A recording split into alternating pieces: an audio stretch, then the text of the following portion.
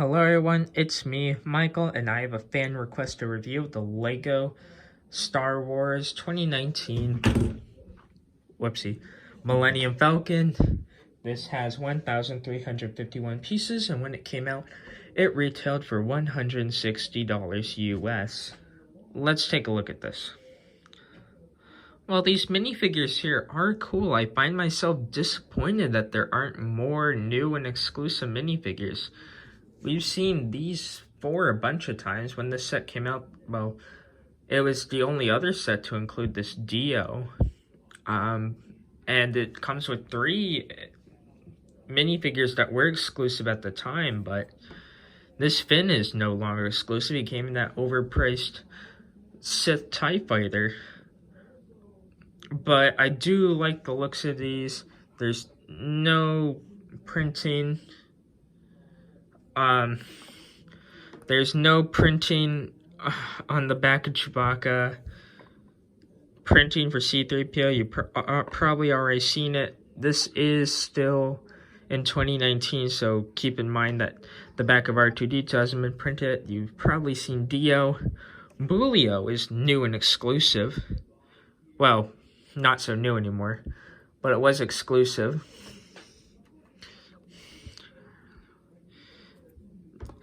You got Lando Calrissian, old man Lando, and he has a nice double-colored cape.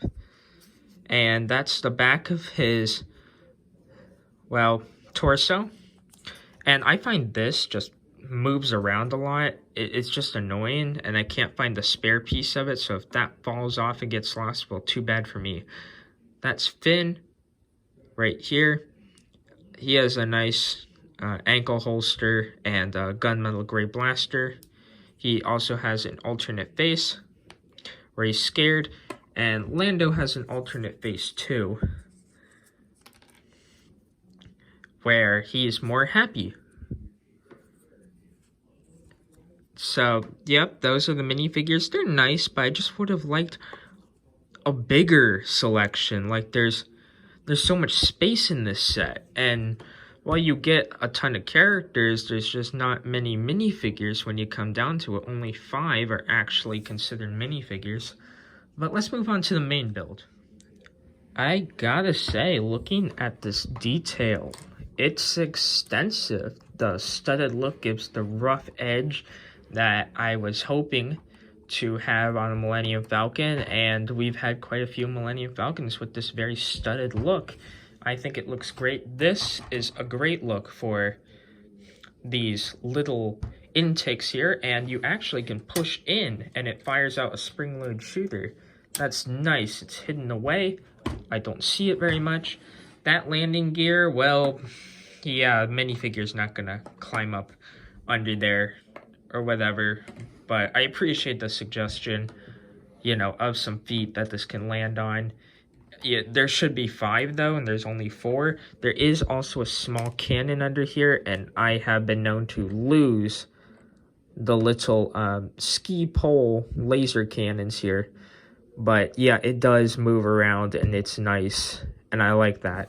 I appreciate that they've been doing that. Now, I thought before with the tube, it looked good, but this looks even better with the white and the translucent blue tiles on it. That's great. You see the intakes here, and lots of greebling around the sides, as well as some docking ports, I believe those are. Or maybe these are the escape pods. But let's take a look on the inside of this. In the cockpit, things are a bit cramped, but you do get some control panels. As you can see, you get the hyperdrive lever. And Chewbacca, he's really just supposed to sit on the left. There is a way that you can get Han Solo and Chewbacca. Han Solo's not included, and this is a different Chewbacca from another set. Well, it's the same, but you get the idea. Yeah, you have to squeeze Han's arm all the way back, and really be careful where you place Chewie if you want an original trilogy crew to fit in here. Dio can fit back there, or you can fit a small accessory on a stud. And yeah, I just really think that they should open the space up a little bit more, because this satchel just having the satchel in there just makes them not able to fit in. I have to take that off, which is a bit bothering, but that's the cockpit, and you do get a printed piece for it, which is rather nice. Something that this Millennium Falcon has done well is covered up most of the holes. You still get some right under here and stuff like that that are accentuated due to this new form of building up, but most of the cracks have been covered. But opening it up, you take that part off, lift that up, move that, and there is a movable satellite, which is really cool. You take this off, lift this up, and some of these are only like connected by a couple of clips, so it's hard to get in there. But let's see, you got a chair right here, and you can sit a minifigure in there.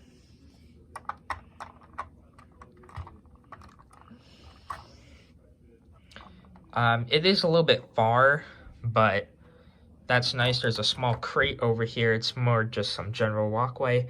And here is the Holochess Table. You can see some minifigures in there. I hate how this chair wiggles about, but here's one issue. This doesn't close all the way with them sitting in the seats, and I hate that. It's just, like, why couldn't they flip it to the other side? You know, like flip the chairs so that they're over here and then put the Holochess Table in there. That is printed. It is a Captain America shield piece from what I believe. You can see some beds right here where some minifigures can sit. Just for example, I can take C-3PO out and ruin the chair. And he can just lay in there like that. There's also a secret compartment where you can smuggle some stuff or hide some accessories. There's a tiny hyperdrive right there. It doesn't do much for me. But over here you have another seat. If you put a minifigure in there, the top won't be able to close. I'm sorry. But yeah, it's basic. In here you can put some extra studs, as I have done so. And overall, I am happy with the space that is taken up. There is one more spot in there, and that is dedicated for a loading ramp. But obviously, like I showed you before, no minifigures are going to fit up that. I just appreciate it being there to show that the designers were thinking about, you know, every little space. A small sled is included for your characters to put them on in here. Now, there is one problem, and it's that Bulio's head has to be turned to fit in there. If you want Bulio to fit in, you can close the top, and they are ready to fly around.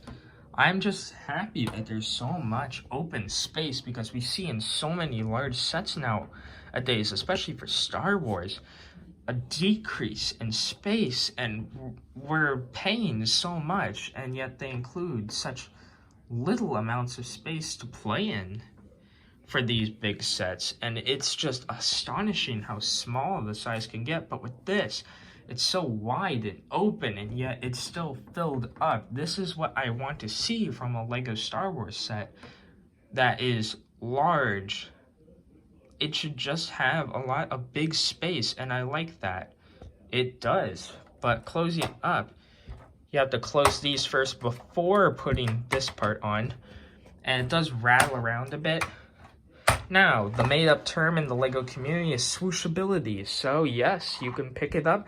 I'd recommend picking it up from the sides. It's a bit loose and might fall apart from back here, but it's great from up here, and I like that. Playability is fantastic with this, and it remains one of my favorite sequel trilogy sets of all time. None of the space is wasted here by side builds. I just find this a really impressive Falcon, and when it came out, I do have the original box. It is $160, and you can still find it on shelves now. It hasn't retired despite the fact that it came out in 2019. I love the box art here. and you can see some stats around the back, but overall this is a very nice Millennium Falcon, and I think it's the best play scale version. It can fit original trilogies in here, original trilogy minifigures in here, and there's enough space to fit in a lot more minifigures than what's included. $60, well, $160 is a lot of money, but I'm happy to pay it. I did buy this one myself. Well, a little bit of help from the parents, you know. But yeah, it's just great. I love it. It's really what a $160 Lego play scale, you know, ship should be. It's swooshable and there's so much you can do with it. While it is expensive, I do think it's worth the price. In a lot of places, you might be able to find it like $20 off or something. It's just impressive. You can put original trilogy minifigures in here, and you don't need to modify it to have it be an original trilogy one. It does have the round satellite dish. They switch back to that. Just I can't stop saying enough about this. This is one of my favorite sets in my collection, and I'd say that compared to something like the Lego Blacksmith Shop, yeah, I'd say the size is worth it, and it's just so impressive. But be sure to tell me what you think. I highly recommend this if you can still find it. But be sure to like, comment, subscribe, and I'll see you guys later. Bye.